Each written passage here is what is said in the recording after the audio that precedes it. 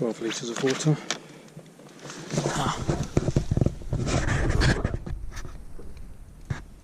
Got a leak in that one.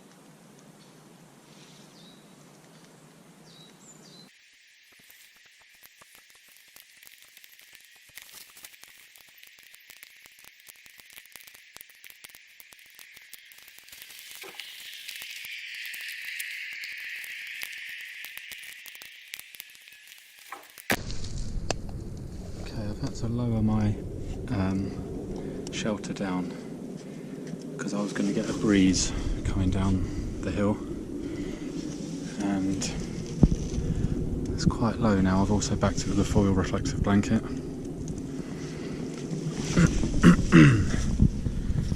Need to get my fire going again.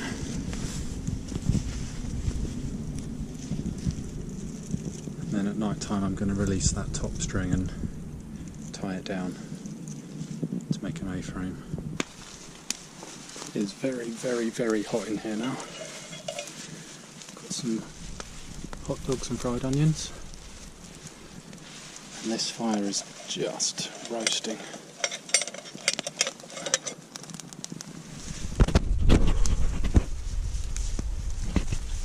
I'm going to go get some more firewood.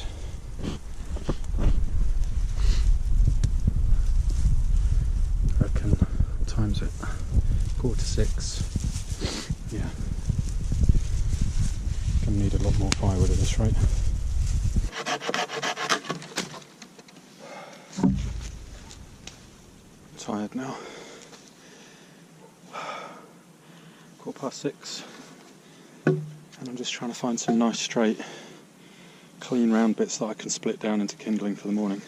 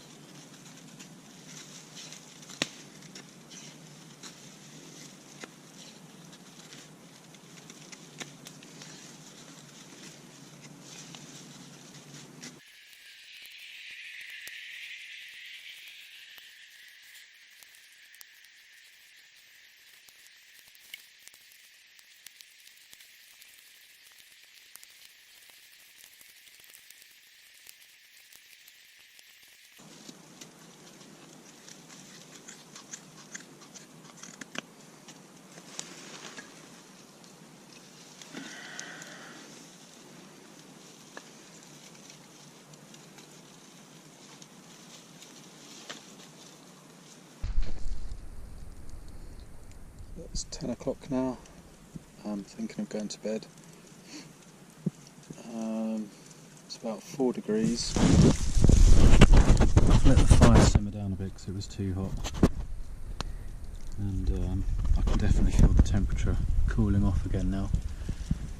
So tonight I'm going to pull down this poncho roof to pull it down to cover me. And then I'll probably have to get up in the night, and I've got some logs ready there. I've got a big pile of kindling and some feather sticks and a big bed of embers, so I should be alright for fire. But yeah, tiring. It's hard work today.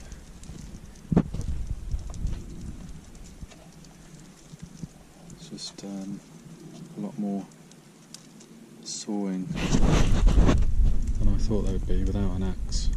It's just hard on the elbows trying to saw trees down. But I think I did well. I got some thick logs rather than a big pile of branches, like thin stuff. And then this bed I just had to prop it up because it's on a hill. It's a bit flatter now, but I had to make a little crisscross section to raise the downhill end a bit higher, so it's pretty much flat now, which is good. Got my foil blanket there. This one got melted a bit when some embers touched it, so I think tomorrow I might build a log reflector rather than a foil blanket reflector. Tripods worked really well. It's really easy to move around and adjust the height. I'm still in my vest, my wool vest. I've still got my jumper and my coat and my hat and my gloves. I don't need it yet. I'm just, because I've been working so hard,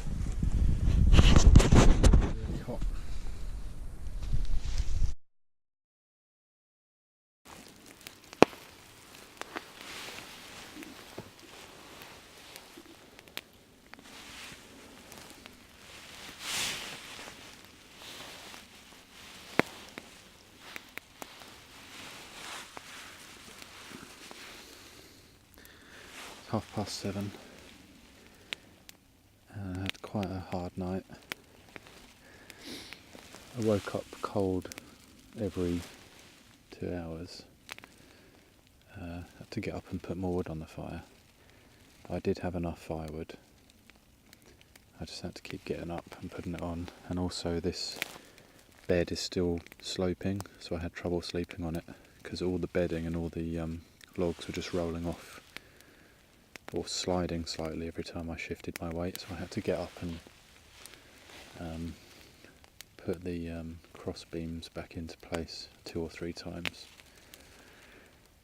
And also my space blanket fire reflector melted when the fire was unsupervised and licked up against it. So today I need to build a log reflector for the fire, shore up this bed so it's flat,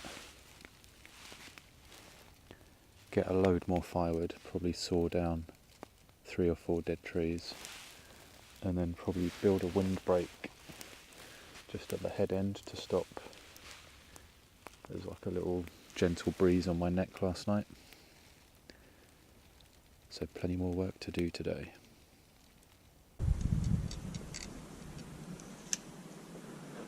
That one looks quite like it might snap off.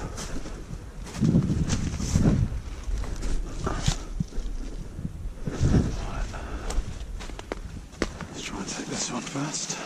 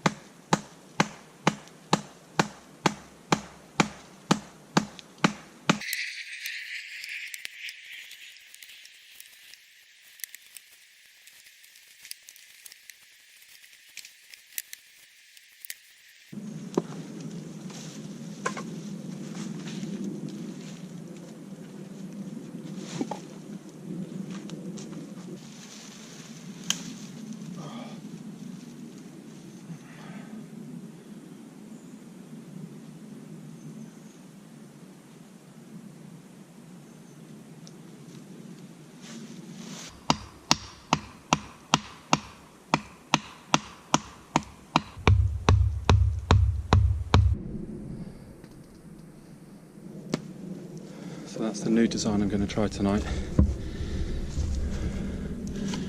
Hopefully, so this bearing beam is a lot more solid and doesn't bend.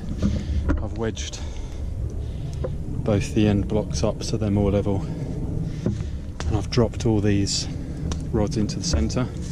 I'm just going to sleep across. My shoulders will be here, and I'm going to pad the middle. I'm going to use the holly and cedar, but also a lot of leaf debris on top as well.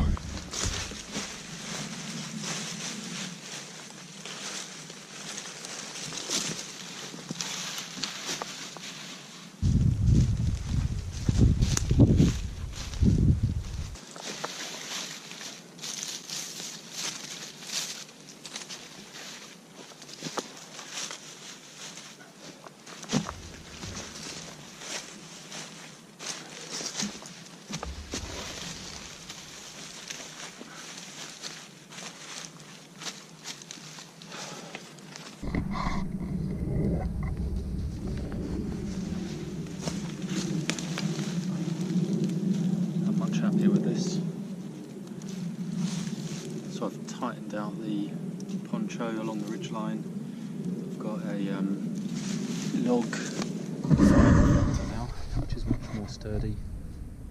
Green logs. And I've got my bed much more stable and it's quite comfy. So hopefully tonight will be better than last night, although it is starting to spit with rain, so tonight could be pretty bad because this poncho is fairly small, so I'm hoping if I leave it like this it will just run off down in those corners. I think if I put this down the runoff will come here and then onto me, so I might leave it like this. And I'm going to go and make a windbreak for the head end now.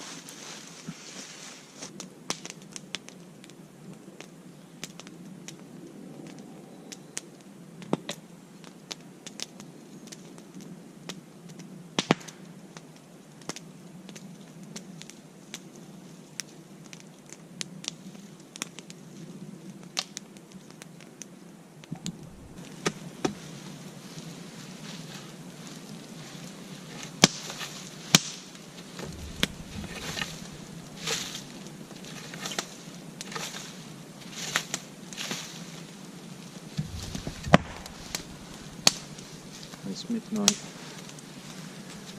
and I'm really toasty warm. I've got enough firewood, so I've just decided to pile it all on and to put all my clothes on. Whereas last night I was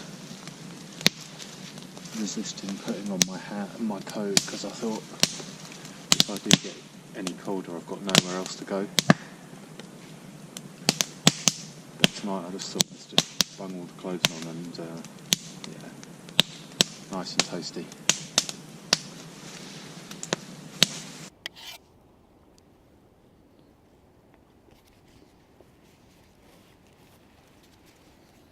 Had quite a good night last night. Yeah, I slept really well. This bed is definitely my favourite design that I've made so far. Really solid. I had to get up about every hour and a half, probably because the firewood, the dead trees I chopped down were a bit punky at the top, and so they burnt really quickly. But in between the hour and a half I was sleeping really solidly, so I'm pretty happy with that. And it's 6:30, so I decided to get up and have my all-day breakfast pouch.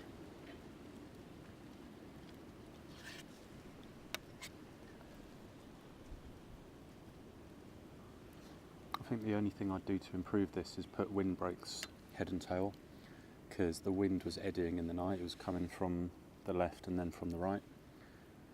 So I used my rucksack to block some of the wind by my head. But ideally I'd stack some logs up or something a bit better. And I stripped off some western red cedar bark last night and used that to put a little rain cover over my rucksack in case it rained last night, and also stood it up at the end of the bed to make a wind protection there. And I also scraped off the inner bark and left it drying under here. So that's my tinder bundle for my bow drill that I'm going to be doing later, along with my feather sticks. So I'm pretty pleased with last night. I think the night before was not great, but it's all about learning from those mistakes. Put it out before it melts.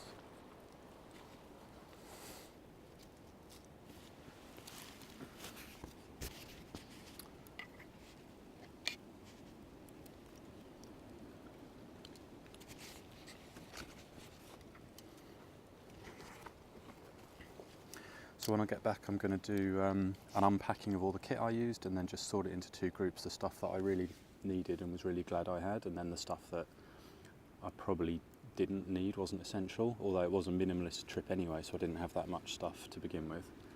I'll probably just go through and sort of think about or review the different bits of kit.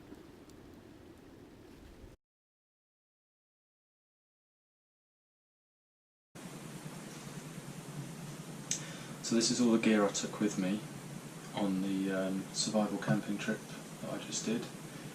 I went away for 2 nights and 3 days, and the premise behind it was trying to simulate that I'd gone on maybe somewhere fairly remote in the UK, like Galloway Forest in Scotland or Brecon Beacons or somewhere like that, and I'd gotten myself stuck, and I knew I was going to be there for a few days before I could get out, and I had to make myself comfortable and survive basically.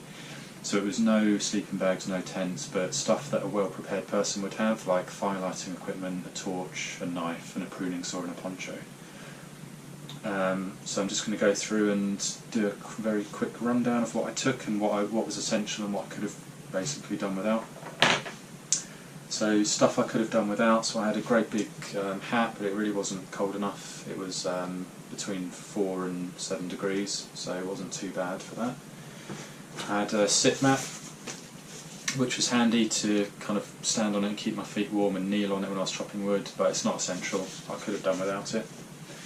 I brought 2 of these, I think they're 12 litre dry bags with shoulder straps, specifically to collect water. So I went to camp with clothes and bits and bobs in them, and then I emptied them out and collected water in them. And that was great because I was able to get 12 litres of water in one go just by half filling these, and I could easily carry them 500 yards or further easily over the shoulder strap. But I took 2, so I didn't really need 2, I could have done with 1. Paracord, I had 15 metres of paracord that's now in bits because I had a ridgeline and then you ended up cutting loads of bits for other things. When I first got to camp, I wanted to get everything set up as quick as I could, so I used paracord for everything. And then on the second day I started replacing it all out for brambles and honeysuckle and basically natural cordage. And it's really, really handy to have, and it doesn't take much space up, but I could have done it without it. So I could have used a pole for my ridge to hang my poncho over. I lashed my tripod together with honeysuckle in the end on day 2, and I suppose the guy lines, the poncho comes with little bits of string attached to the corners, but I did extend them with paracord, so that helped for that. So I could have done it without it, but it is super helpful. Wet wipes just for comfort and hygiene, but non-essential. I had a little toiletries bag with deodorant, earplugs, eye mask, hand cream, lip balm. Could have done without it if I had to. A windbreak for the neck, scarf sort of thing. Didn't really need it. I brought my DC4 travel sharpening stone with the idea that I was going to keep my blades nice and honed, but in practice, for 3 days I didn't need to, just do it when I get home. A leather sharpening strop. I did use it actually when I was carving feather sticks and stuff, just strop in between, but didn't really need it. I brought a second knife, which, because I've got one big knife and one small one, but I only needed one. A little sort of micro torch, or micro lantern I should say, that I hung off my ridgeline, but again I didn't need it. a USB power pack. So I used it to charge my phone and my GoPro and my head torch, but I didn't really need it. I could have got away without it. So all those things were nice to have, but I could have done a survival camp without them. And then the rest of this stuff I would consider, I wouldn't pack a day bag for an extensive trip without this stuff. So the clothing, so I had a merino wool base layer, so leggings and vest top, and then 100% wool jumper, and that was just fantastic, because in the day I was working so hard that I was basically sweating all day, but that just wicks the moisture away and you're still warm once you stop working, and it doesn't smell, it's kind of antimicrobial. And then the jumper, you just put it on and you're instantly warm. It's a thick wool jumper, it's really great. And then I had a wool coat as well, so 3 layers of wool. And then the reason I chose wool is that it's fire retardant, or at least it won't melt. And the woods I was going to, as you saw from the video, was mainly sweet chestnut, so the firewood was popping and spitting embers, which is what sweet chestnut does. I had one land on my crackhopper trousers and just burnt a hole through into my leg. It didn't burn me, but I knocked it off, but it burnt a hole in my trousers.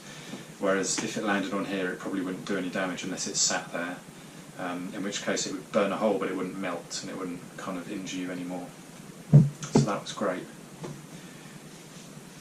First aid kit, I didn't have to use, but I wouldn't go without it. It's quite an extensive one. Head torch, because we're in the winter and it gets dark here at 4 o'clock, and I was working on the first day till, I don't know, 8 o'clock. It's really, really handy because it just extends the amount of time you've got, so that was good. Although this is a new one I bought and it's too big. I don't like how massive and bulky it is, so I'll probably swap back to my little one. My knife, so that's the one I had hanging off my belt. More Garberg, stainless steel. Need to clean it now, but that was really handy, really good, really strong, full tang. I used the butt actually for scraping off, cedar bark to fluff up some tinder. I used it for battening, used it for everything. Barco Laplander pruning saw. This one's getting blunt now, so I need a new blade. But a lot of the jobs I did would have been far easier with an axe and a bow saw. But the whole premise of the trip is that you're packing a day bag, so that's the reason why I only had that. If I knew I was going to do a camp, like a proper 3-day base camp like that, then I wouldn't really bother with that. I'd take a big saw and an axe, but you know, the premise of this is that you're just packing light, so that's why I had that. And without that, it would have been hard. I think I would have had to batten using my knife through dead wood to get it down, so that was really good. Oh, this was in the wrong pile. This is an Uco 9-hour burn candle. So you can hang it up. If it falls over, it won't set alight to anything because it's encased in glass and aluminium. So it's a really, really cool little candle. And I left it burning all night, and it did burn for about 9.5–10 hours. But I didn't need it. It didn't add any perceptible warmth to my style of shelter. Probably if you had a thermal A-frame that was really enclosed, it would add a bit of warmth. They say a candle emits the same heat as a body, a human body, so I didn't notice any warmth from it. I didn't really need the light from it, so that's in the first pile of non-essential.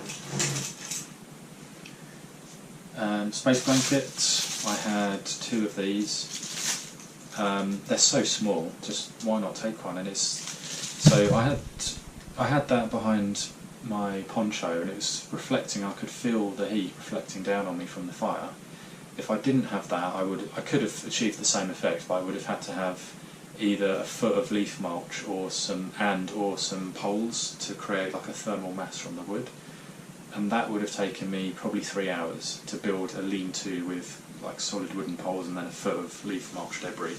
So basically that saved me 3 hours. So it's really cool to have that. Then I've got my cook kit, so I really love this kit. This is the Pathfinder stainless steel bottle and cup set.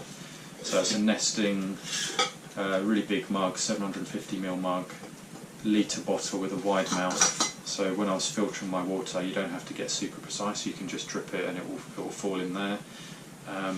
It comes with spreader, which you can use to hang both the cup and the bottle. And it's really cool because you can just boil water in there, you can cook food in there. It's really good, love it. And it comes with the lid as well for the cup. So that was a good one.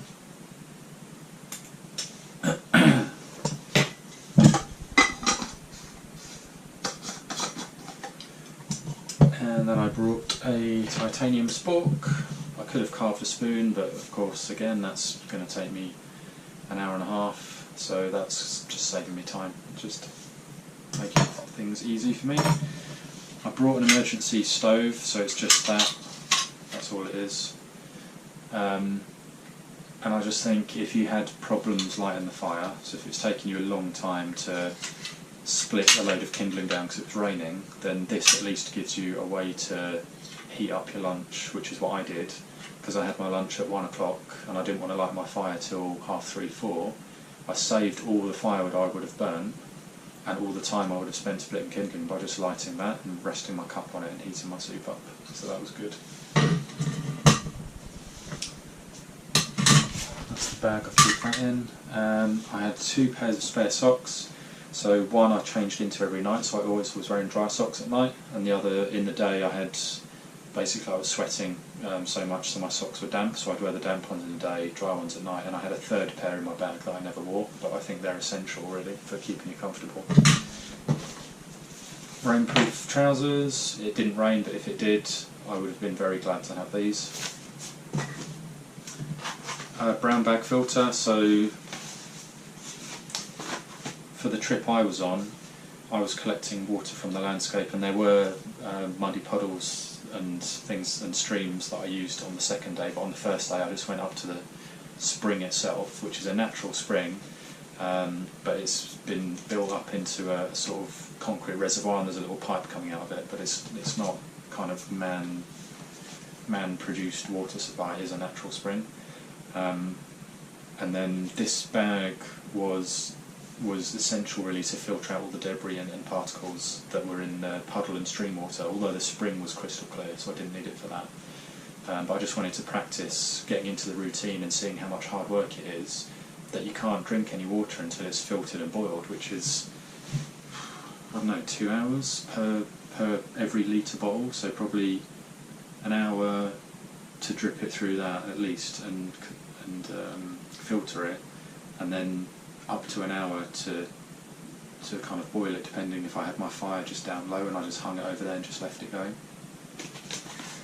So kind of, you know, it packs up small, and if you were going somewhere where you just had to harvest some manky puddle water, then that could save you from getting really ill.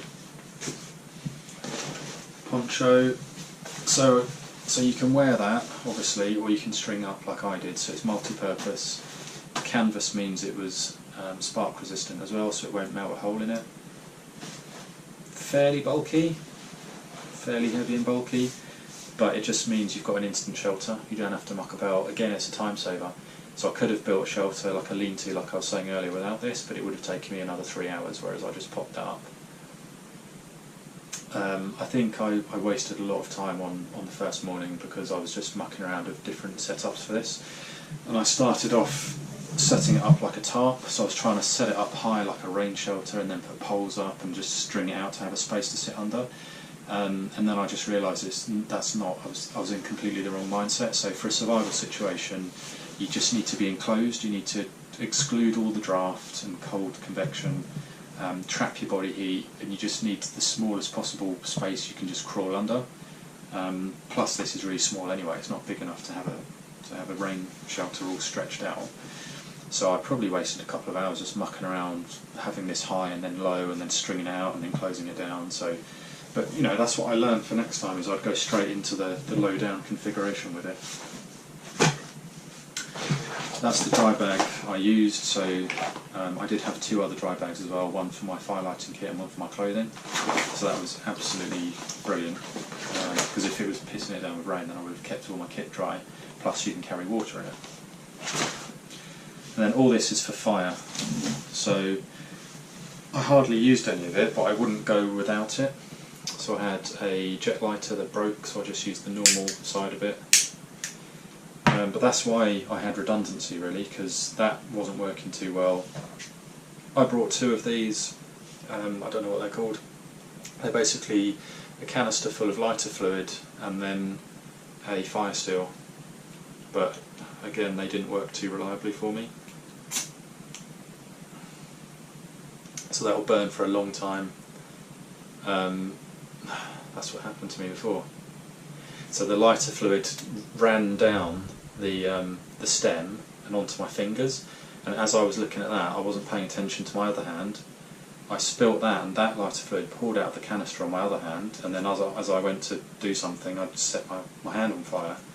So I think they're not that reliable because you have to hold the canister really carefully whilst you're lighting your fire, and if you tip it, you're going to spill your lighter fluid.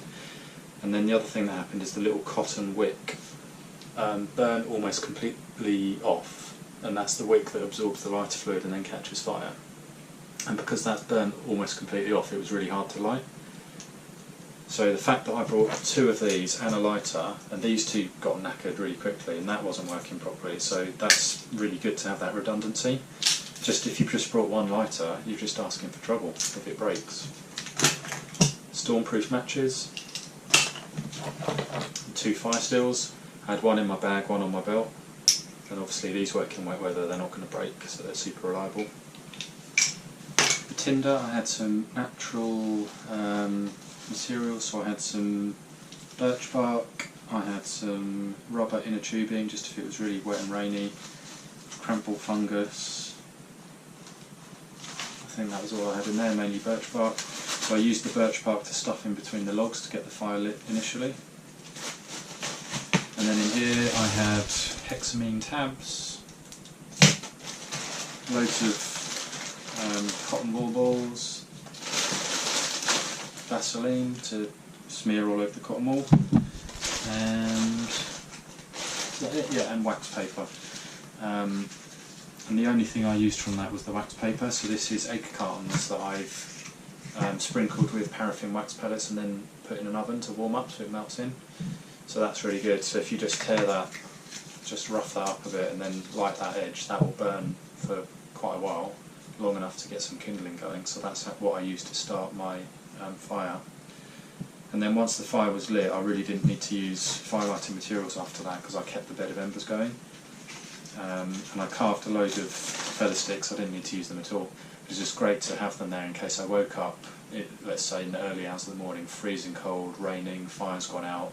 I could have got the feather sticks or any of this lot and just got a fire going really, really easily.